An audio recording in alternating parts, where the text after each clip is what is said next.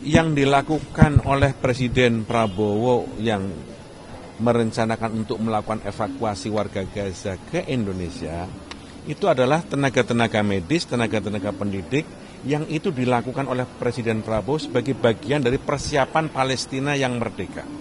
Negara-negara di sekitar Palestina sekarang ini sedang mempersiapkan diri rekonstruksi pasca perang, pasca Palestina merdeka. Ketika Palestina merdeka, pasca perang selesai, maka yang harus dilakukan adalah bagaimana membangun fisik, karena itu negara-negara sekitar Palestina sudah mulai menghitung biaya yang diperlukan untuk melakukan pembangunan rekonstruksi bagi Palestina. Indonesia sebagai negara yang sejak awal mendukung kemerdekaan Palestina juga sudah mulai mempersiapkan bagaimana rekonstruksi itu kita bantu.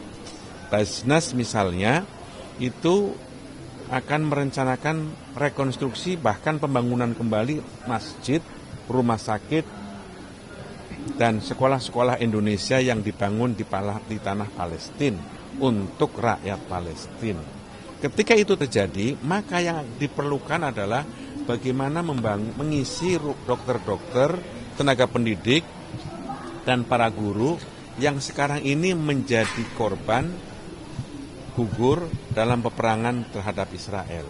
Jumlahnya makin rendah, makin kecil, karena itu tenaga-tenaga yang ada akan dididik, baik medis ataupun non-medis di Indonesia sebagai bagian dari persiapan pembangunan kembali sumber daya manusia di Palestina. Itu yang akan dilakukan oleh Presiden Prabowo, bagian dari dukungan kita secara menyeluruh.